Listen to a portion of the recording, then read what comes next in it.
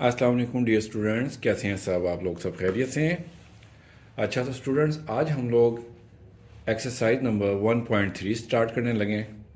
ठीक है, इसका पहला क्वेश्चन है the sum of three consecutive integers is 42। Find the three integers. ठीक है, अब कॉन्सेक्टिव इंटीजर्स इसका मतलब क्या होता है? इसका मतलब ये होता है कि तीन सात सात वाले इंटीजर्स, जैसे 6, 7, 8, 11, 12, 13, इस तरह के जो बिल्कुल साथ साथ वाले हों। कंसेक्टिव इंटीजर्स का सम कितना है? 42। और वो इंटीजर्स फाइंड करने हमने। ठीक है, तो सबसे पहले हम उनको लेट कर लेंगे कि वो हमारे पास जो है ना, फर्स्ट इंटीजर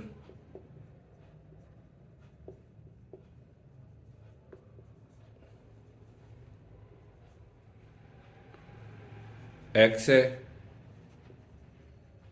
सेकंड हमारे पास x+1 है। देखें, जो साथ साथ वाले होते हैं उनमें 1 का इजाफा होता चला जाता है। जैसे 6 है तो उसमें 1 प्लस करें तो 7 बन जाता है, फिर 7 में 1 प्लस करें तो 8 बन जाता है। तो थर्ड हमारे पास वो बन जाएगा x+2। ठीक है, ये हमने तीन इंटीजर लेट कर लिए। अब अकॉर्डिंग टू द क्वेश्चन क्या है कि sum of three consecutive integer is 42। According to the question क्या है कि तीनों को अगर हम प्लस करें, x+1 प्लस x+2, तीनों इंटीजर्स को प्लस करें तो उसका सम बनता है 42। 42 का इक्वल कर लिया हमने। ठीक है,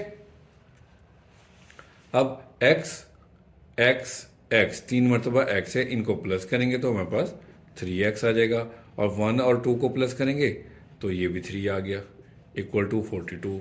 अब ये प्लस का 3 दूसरी साइड जाकर माइनस हो जाएगा, तो हमारे पास 3x इक्वल टू 39 आ गया। ओके,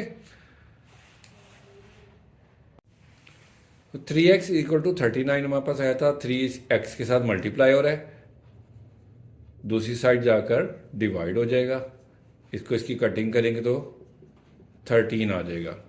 ठीक है, तो x जो है हमारे पास 13 आ गया, और x क्या था? x हमारे पास फर्स्ट इंटीजर था।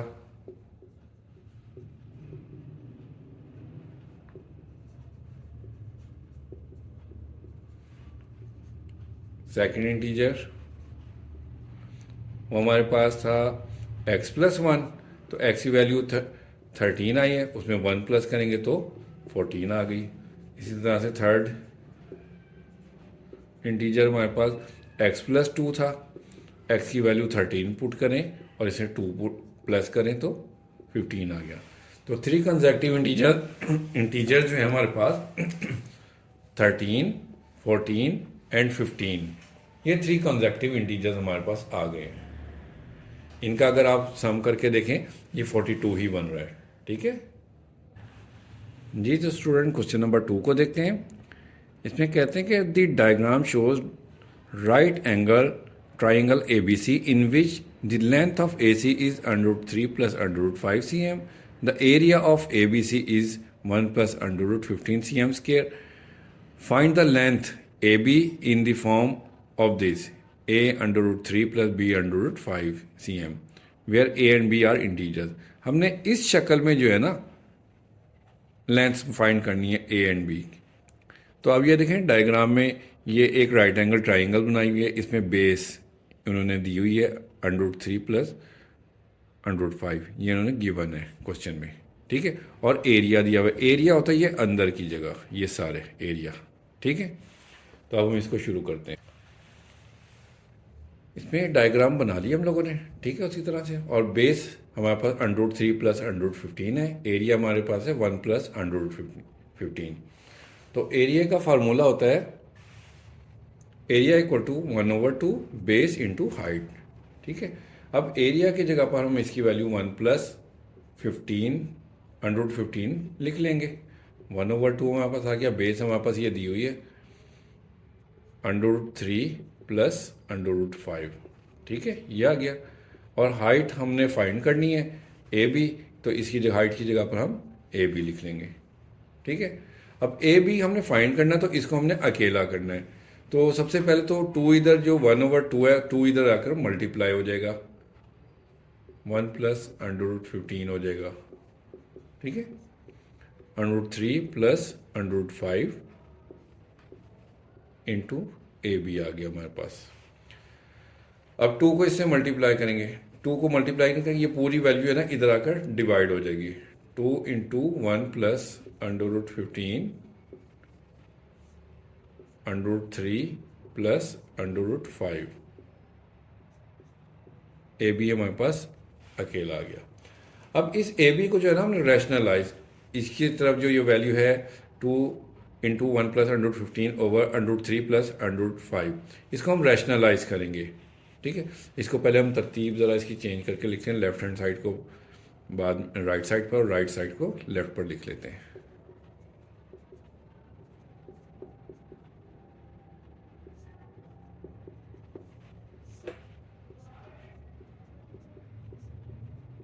ठीक है, ये हमने इसकी तरतीब चेंज करी। अब हम इसका साइन चेंज करके इसी से मल्टीप्लाई करते हैं और इसी से डिवाइड, जैसे कि हम पिछले क्वेश्चन में कर चुके हैं पहले भी। हमने इसका साइन चेंज करके इसी से मल्टीप्लाई किया है, इससे डिवाइड किया है। ठीक है, अब हम इन दोनों को मल्टीप्लाई करते हैं। 2 हमारे पास इसी तरह से लिखा रहेगा। हम सबसे पहले 1 को लिखेंगे, ये पूरी ब्रैकेट इसके साथ लिख देंगे, फिर प्लस √15 और इसके साथ भी ये ब्रैकेट लिख देंगे,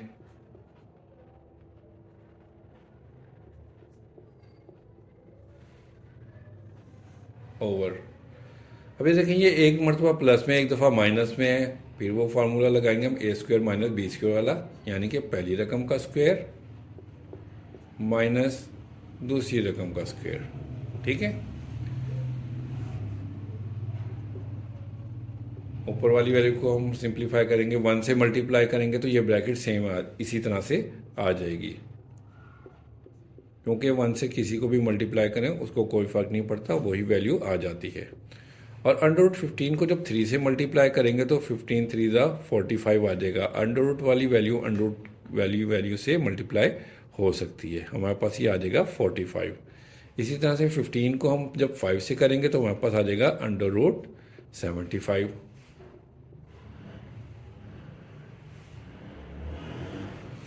और नीचे स्क्वायर रूट स्क्वायर से कट जाएगा तो 3 माइनस 5 आ जाएगा।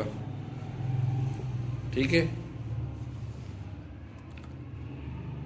2 इंटू √3 माइनस √5 प्लस। अब ये जो 45 है इसके हम फैक्टर्स निकालें तो हमारे पास जो है ना, आप निकाल के देखें किस तरह से आएंगे 45 के फैक्टर्स।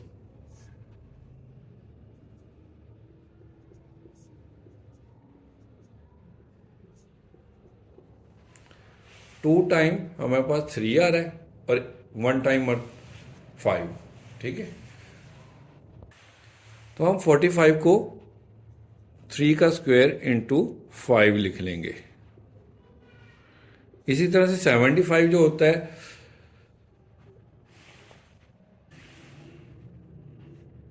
5 का स्क्वायर इंटू 3 होता है।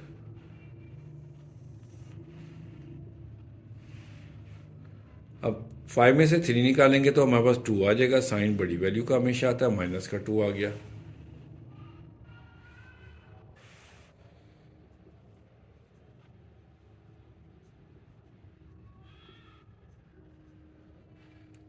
अब 3 का स्क्वायर स्क्वायर रूट से कैंसिल हो जाएगा, अंडर रूट से, तो 3 बाहर आ जाएगा और √5 अंदर आ जाएगा।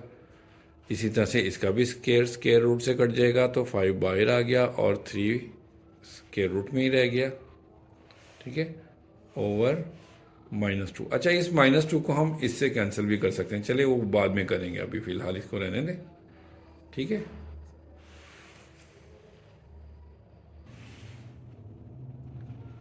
तो अब √3, ये 1 √3 है, ये -5 √3 है, तो माइनस प्लस माइनस होता है, इसको हम माइनस कर देंगे।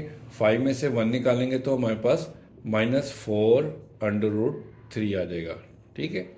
और ये -1√5 है और +3√5 है। 3 में से 1 माइनस करेंगे तो हमारे पास 2√5 रह जाएगा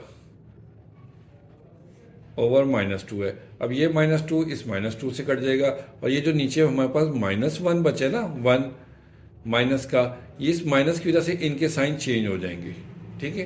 तो हमारे पास आ जाएगा 4√3 प्लस, ये प्लस था, ये हमारे माइनस की वजह से चेंज होकर माइनस हो जाएगा, 2/5 हो जाएगा।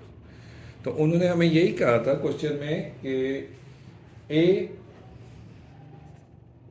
a√3 प्लस b√5 इस शक्ल में आंसर देना है। तो इस शक्ल में आंसर हो गया, देखिए √3 के साथ हमारे पास ये a की वैल्यू आ गई और √5 के साथ 2 आ गई। तो हमारे पास a क्या होगा, a हमारे पास 4 हो गया और b हमारे पास -2 हो गया।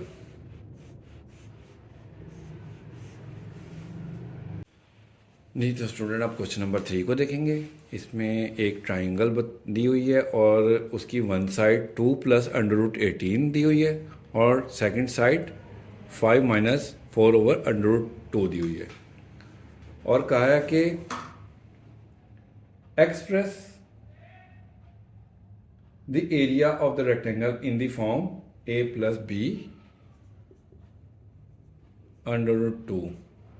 एरिया इस शक्ल में मालूम करना है हमने, ठीक है। इस शक्ल में एरिया फाइंड करना है। अब उन्होंने आंसर में की शेप शक्ल उन्होंने बता दी कि मुझे इस शक्ल में एरिया चाहिए, ठीक है। तो अब हम एरिया निकालते हैं।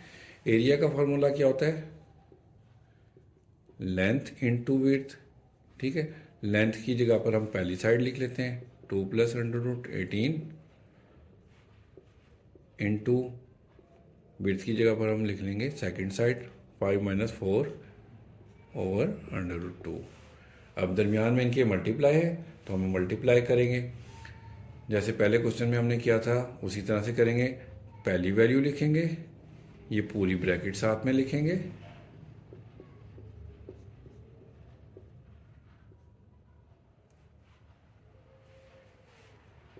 अब सेकंड वैल्यू लिखेंगे और ये पूरी ब्रैकेट फिर अगेन लिख देंगे, ठीक हो गया।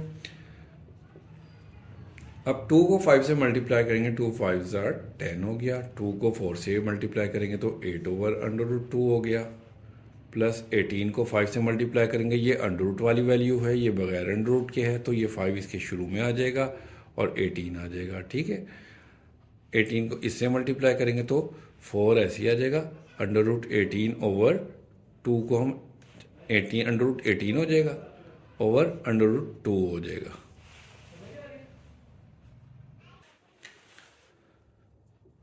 अब 10 - 8/√2। अब इस √2 से अंडर को ख़त्म करने के लिए हम √2 से मल्टीप्लाई और उसी से ही डिवाइड कर देते हैं, ठीक है। प्लस 5। अब 18 के फैक्टर्स हमारे पास निकलते हैं। 18 क्या होता है, 3 का स्क्वायर इंटू 2, 3 का स्क्वायर 9 होता है, 9 × 2 = 18 बनता है, ठीक है। इसको हमने इस शक्ल में लिख लिया, -4 3 स्क्वायर इंटू 2, इस 18 को भी हमने उसी शक्ल में लिख लिया। इसको मज़ीद सिंप्लीफाई करते हैं, 10 - 8/√2। अब ये √2 का स्क्वायर हो जाएगा तो ये इसको इस तरह से लिख दिया हमने, ठीक है। 5 इसका स्क्वायर √2 से कट गया तो 3 बाहर आ जाएगा और √2 रह गया, -4 स्क्वायर कट जाएगा तो 3 बाहर हो गया और √2 रह गया ओवर √2। अब ये √2 इस √2 से कैंसिल हो जाएगा और इधर हमारे पास बच गया 10 - 8/√2, इसका √2 स्क्वायर से कट जाएगा तो 2 रह गया, प्लस 5 × 3 = 15/√2 -4 × 3 = 12 रह गया। अब इस 2 की कटिंग कर देंगे, 2 4 ज़ा 8, 10 minus 4 under root 2 plus 15 under root 2 minus 12। ठीक हो गया। अब -12 में से 10 निकालेंगे तो हमारे पास क्या रह जाएगा, -2। और इसको हम बाद में लिखते हैं, पहले हम इसको अंडर रूट वाली वैल्यू को लिख लेते हैं। 15 में से 4 माइनस करेंगे तो हमारे पास क्या आएगा, 11 अंडर रूट 2 आ गया। और 12 में से 10 निकालेंगे तो माइनस का 2 आ जाएगा। तो यही हमारे पास आंसर है इसका। अच्छा जी, अब क्वेश्चन नंबर 4 को देखते हैं। इसमें कहते हैं कि find the two numbers whose sum is 68 and difference is 22। दो नंबर फाइंड करने, उन दोनों को हम प्लस करें तो उनका सम जो है हमारे पास 68 आएगा, और उन दोनों नंबर्स को हम माइनस करें, उनका डिफरेंस निकालें तो वो 22 आए। तो वो नंबर्स कौन से हैं ये हमने फाइंड करना है। क्वेश्चन को स्टार्ट करते हैं।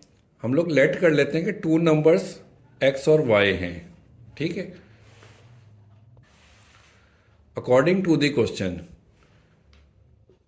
उन दोनों नंबर्स को प्लस करें तो 68 सम निकलता है, और उनका डिफरेंस लें तो वो 22 है। यही उन्होंने क्वेश्चन में कहा है। ठीक है, अब इसके नीचे लाइन लगाकर इन दोनों को हम हल करते हैं, जैसे पिछली क्लासेस में भी करते रहे हम। ये प्लस का y माइनस के y से कैंसिल हो जाएगा, 1x और 1x हमारे पास 2x हो जाएगा। ठीक है, इन दोनों को प्लस करेंगे तो हमारे पास 90 आ जाएगा। अब 2 इसके साथ मल्टीप्लाई हो रहा है, इधर आकर डिवाइड हो जाएगा। 90 को हम 2 से डिवाइड करेंगे या कटिंग करेंगे तो हमारे पास 45 आ जाएगा। ये हमारे पास x की वैल्यू आ गई है 45 x की वैल्यू आ गई। आप कैलकुलेटर को यूज़ करें, ज़्यादा से ज़्यादा कैलकुलेटर को यूज़ करें। ठीक है, अब ये जो हमारे पास पहले इक्वेशन थी x plus Y equal to 68, उसको ले लें और x की जगह पर उसकी वैल्यू 45 पुट कर दें। y इक्वल टू 68 हो गया, 45 इधर प्लस हो रहा है, दूसरी साइड जाकर माइनस हो जाएगा। तो 68 में से हम 45 को माइनस करेंगे तो हमारे पास 23 आ जाएगा। ठीक हो गया, x हमारे पास 45 निकला, y 23। तो स्टूडेंट्स क्वेश्चन नंबर 5 को देखते हैं। इसमें कहते हैं कि the weather in Lahore was unusually warm during the summer of 2024। के 2024 में लाहौर का मौसम गैर मामूली तौर पर गर्म था। The TV news reported temperature as high as 48 degree centigrade.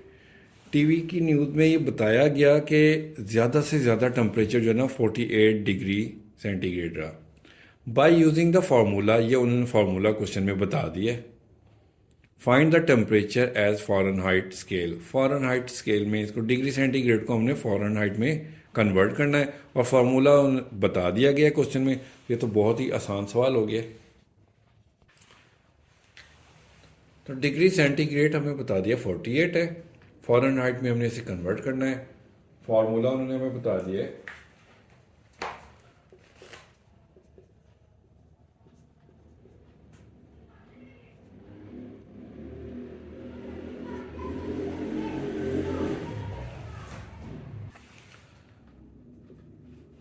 Nine over 5 लिखेंगे, डिग्री सेंटीग्रेड की जगह पर हम उसकी वैल्यू 48 लिख देंगे, प्लस 32। ठीक है, सबसे पहले इन दोनों को हम मल्टीप्लाई कर देंगे। 9 को 48 से मल्टीप्लाई करेंगे तो हमारे पास 432 आ जाएगा, ओवर 5 प्लस 32। इसके बाद हम 432 को 5 से डिवाइड करेंगे तो हमारे पास 86.4 हो जाएगा। 32 ऐसे आ गया, इन दोनों को प्लस करेंगे तो हमारे पास 118.4 डिग्री सेंटीग्रेड। ये हमारे पास आंसर आ गया है। अब क्वेश्चन नंबर 6 शुरू करते हैं। इसमें कह रहे हैं कि the sum of the ages of the father and son is 72 years. कि बाप और बेटे की दोनों की उम्रों को अगर हम प्लस करें ना तो 72 ईयर्स बनते हैं। 6 ईयर्स अगो, 6 साल पहले, यानी कि 6 साल पीछे अगर चले जाएं तो the father's age was 2 times the age of the son, कि बाप की जो उम्र थी ना वो बेटे की उम्र से 2 टाइम मतलब कि दुगनी थी। What was son's age 6 year ago, तो बेटे की उम्र 6 साल पहले कितनी थी ये हमने मालूम करना है। ठीक है, कोई बात नहीं, करते हैं इसको भी। क्वेश्चन को शुरू करते हैं। इसमें हम ना लेट कर लेते हैं सबसे पहले, कि एक तो ये कि मौजूदा बाप की उम्र और बेटे की उम्र को हम लेट करेंगे, और फिर 6 साल पहले बाप की और बेटे की क्या उम्र थी उसको हम देखेंगे। तो मौजूदा सबसे पहले इसको देख देंगे। एज ऑफ द फादर उसको हम लेट कर लेते हैं कि एक्स है, और एज ऑफ द सन हमारे पास वाई है।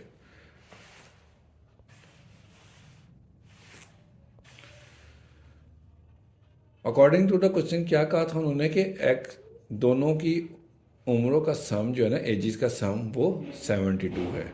इसको हम इक्वेशन 1 कह लेते हैं। ठीक है, अब 6 ईयर अगो,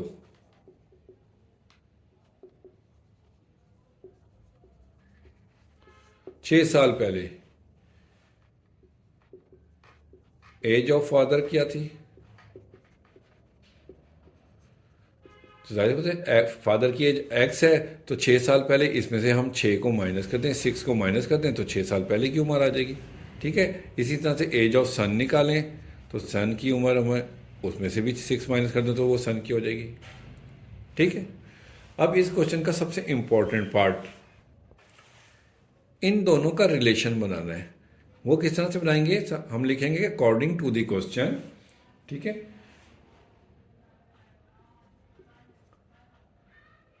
फादर की उम्र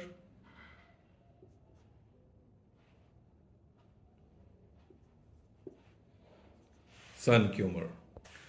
अब देखें हमने इधर लिखा है बाप की उम्र और ये लिखी है बेटे की उम्र, और इन दोनों को हमने किया है बराबर, इक्वल किया है। तो इक्वल हम इस तरह से करेंगे कि अगर तो देखें बाप की उम्र 40 साल है तो बेटे की उम्र 20 साल, क्योंकि बाप की उम्र बेटे की उम्र से 2 टाइम्स है। तो अगर हम बेटे के को की उम्र को बाप की उम्र के बराबर करेंगे तो हम उसको 2 टाइम मल्टीप्लाई कर देंगे 2 से, तो उस बेटे की उम्र डबल हो जाएगी, दुगनी हो जाएगी, और वो बाप की उम्र के बराबर हो जाएगा। ठीक है, तो इस चीज़ को आप लोगों ने नोट करना है कि जहाँ बेटे की उम्र होगी ना उसको हमने 2 से मल्टीप्लाई करना है, तो उसकी एज डबल होकर बाप की उम्र के बराबर हो जाएगी। ठीक है, अब इसको हम सिंप्लीफाई करते हैं। x-6, 2 को मल्टीप्लाई करेंगे 2y, -2 को 6 से करेंगे तो 12। अब x को हम अकेला करते हैं, -6 दूसरी तरफ जाकर प्लस हो जाएगा, 2y -12 + 6, 2y -12 + 6, minus plus minus होता है, 12 में से 6 माइनस करेंगे तो 6 आएगा, माइनस का 6 आ गया। ठीक है, अब ये जो x की वैल्यू हमने निकाली है ना 2y -6, इसको हम 1 में पुट करते हैं, पुट इन 1। तो 1 हमारे पास इक्वेशन थी x + y = 72, पीछे भी हमने बनाई थी। तो x की जगह पर हम x की वैल्यू 2y -6 लिख देंगे, प्लस y वैसे ही आ जाएगा इक्वल 72। ठीक है, इसको मैंने रेफरेंस के तौर पर लिख लिया था यहाँ पर। अब 2y + y 3y, -6 को दूसरी साइड पर भेज देते हैं तो 72 + 6 हो जाएगा, क्योंकि माइनस था दूसरी तरफ जाकर प्लस हो गया। तो 3y = इन दोनों को प्लस करेंगे तो हमारे पास क्या आ गया 78। 72 में 6 प्लस करेंगे तो 78 आ गया। 3 इसके साथ मल्टीप्लाई हो रहा है, दूसरी साइड पर जाकर डिवाइड हो जाएगा। इसकी हम कैलकुलेटर से जब हम डिवाइड करेंगे तो y की वैल्यू हमारे पास 26 आ गई। अब y हमारे पास क्या था, as of the sun,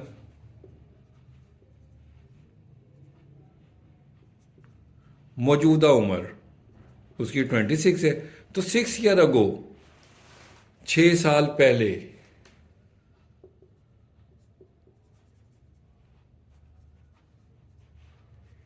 as of सन, 6 साल पहले, ये जो मौजूदा उम्र है इसमें से 6 को माइनस कर दें तो हमारे पास क्या आ जाएगी 20 ईयर्स। तो 6 साल पहले बेटे की उम्र 20 साल थी, तो अब तो बाप की उम्र कितनी होगी 40 साल। बाप की उम्र हमने नहीं निकालनी क्योंकि वो क्वेश्चन में उन्होंने सिर्फ बेटे की उम्र पूछी है, तो बाप की उम्र निकालने की ज़रूरत ही नहीं है। ठीक हो गया स्टूडेंट्स। ये क्वेश्चन नंबर 7 को देखते हैं। Mirha bought a toy for rupees 1500 and sold for rupees 1520। Mirha ने एक खिलौना 1500 रुपये का ख़रीदा और उसे 1520 रुपये का बेच दिया। What was her profit percentage. तो उसको जो प्रॉफिट है वो परसेंटेज में फाइंड करना है। ठीक है, बहुत ही आसान सवाल है, छोटा सा सवाल है। क्वेश्चन को शुरू करते हैं। सबसे पहले हम कॉस्ट प्राइस लिखते हैं।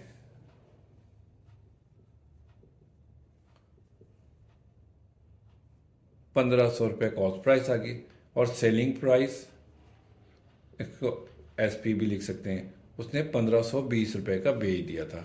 ठीक है, तो प्रॉफिट निकाल लेते हैं। प्रॉफिट की अमाउंट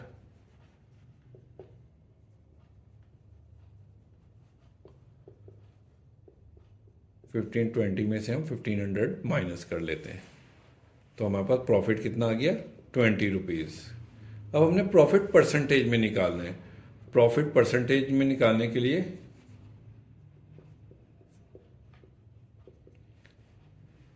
हमें इसका फार्मूला होता है प्रॉफिट,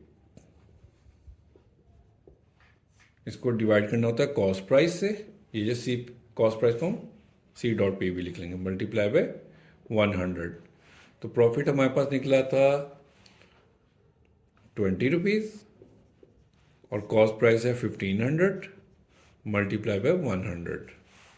ठीक हो गया। तो प्रॉफिट परसेंटेज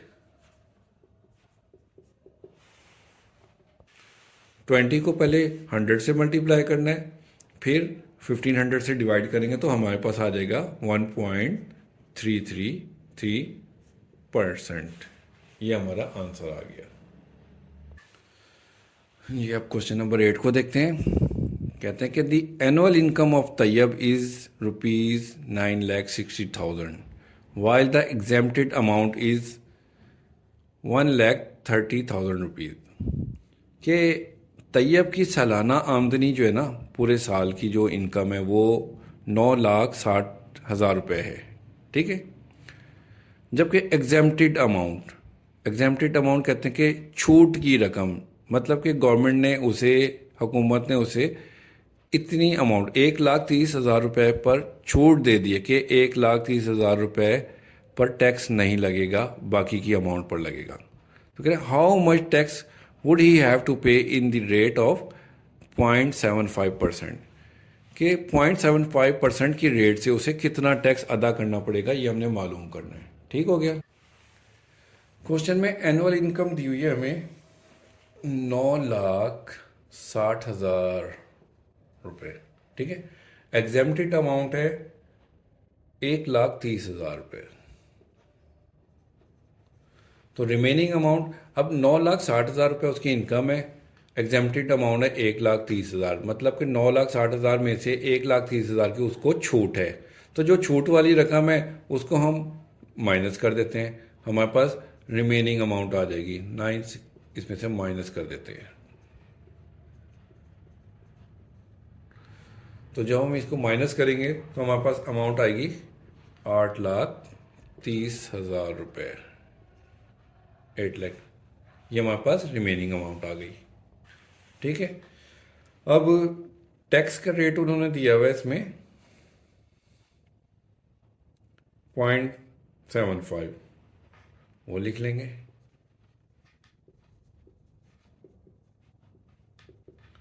%0.75।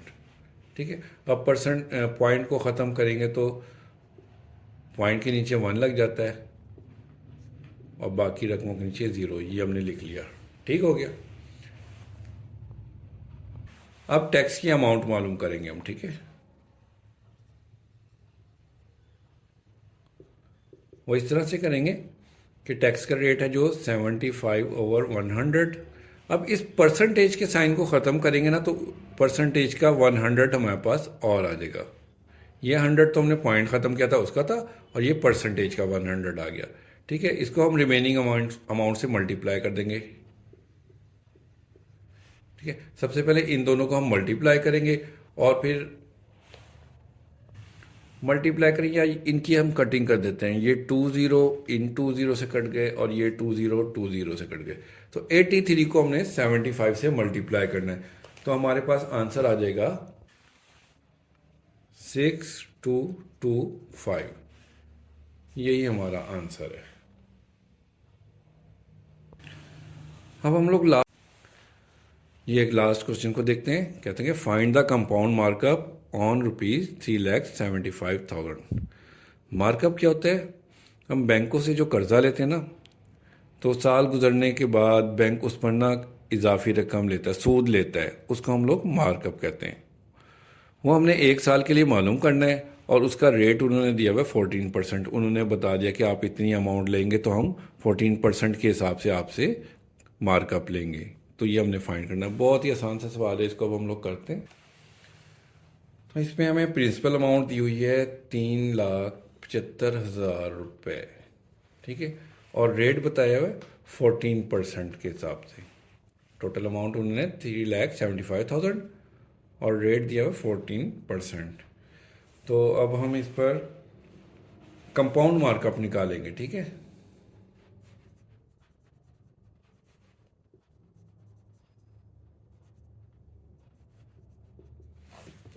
बड़ा सिंपल सा क्वेश्चन है। 14 ले लेंगे, इसकी परसेंटेज का साइन हटाकर नीचे 100 आ जाएगा और मल्टीप्लाई कर देंगे प्रिंसिपल अमाउंट जो है हमारे पास 3,75,000। ये 20 से कैंसिल हो गए। बाकी इन दोनों बाकी जो रकमें बची इनको मल्टीप्लाई करेंगे तो हमारे पास आ जाएगा 52,500 रुपीज़। यही हमारे पास आंसर है। तो बच्चों, हमारी आज ये एक्सरसाइज 1.13 ख़त्म हो गई है। ठीक है, अगर आप लोगों को मेरी समझ लग रही है, अच्छे से समझ लग रही है, तो काइंडली आप वीडियो को लाइक भी करें और चैनल को सब्सक्राइब करें ताकि आने वाली तमाम एक्सरसाइजेज आपको मिल सकें। जज़ाकल्लाह।